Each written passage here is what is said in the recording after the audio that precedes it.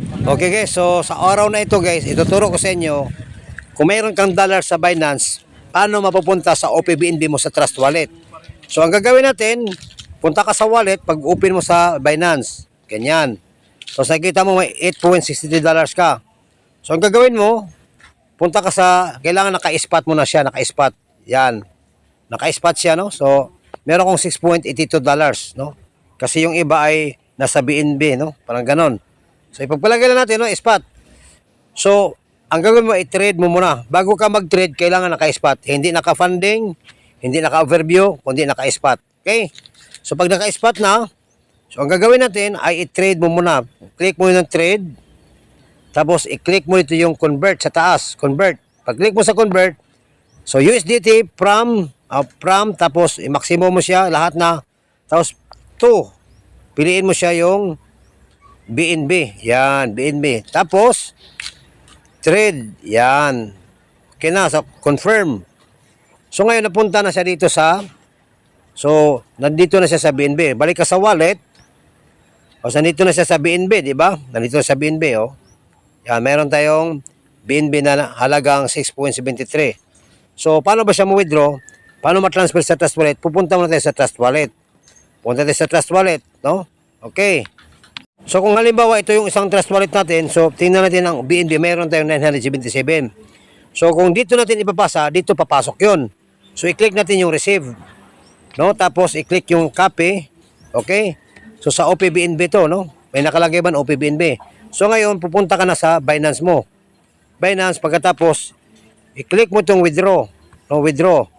I-send via crypto network, click mo ito. Okay, pagkatapos, i-paste mo lang yung e-wallet address. Tapos dito network, pag-click mo itong network dito banda, pag-click mo, may kapilian ka. Huwag kang pipili sa BNB Smart Chain kasi pupunta siya sa Smart Chain. Dapat itong pipiliin mo OPBNB. Okay? So i-click mo lang siya. Oh. So magkano ba? Nagtatanong siya. So pwede i-maximum natin, maximum. So 6.74, no? So i-click mo siya withdraw. Oh, ganun 'yan. Tapos confirm. So network fee, napakalit lang guys, no? 4 na 000 to. Napakaliit lang yan. Okay, so ngayon, para mga 3 pesos lang yan guys, no? Okay, so ngayon, ito na. Okay, so, authenticator man ang ating verification. So punta ko sa authenticator. So ito yung authenticator natin, no? So pag-click mo sa authenticator, magbigay siya ng number, no? So malapit na siya matapos, so hintayin na lang para magbago ang number. So okay na.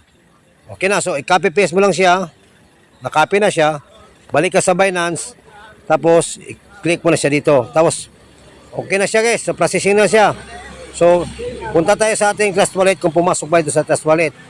Okay. So, nandito na tayo. So, i-refresh lang itong Trust Wallet.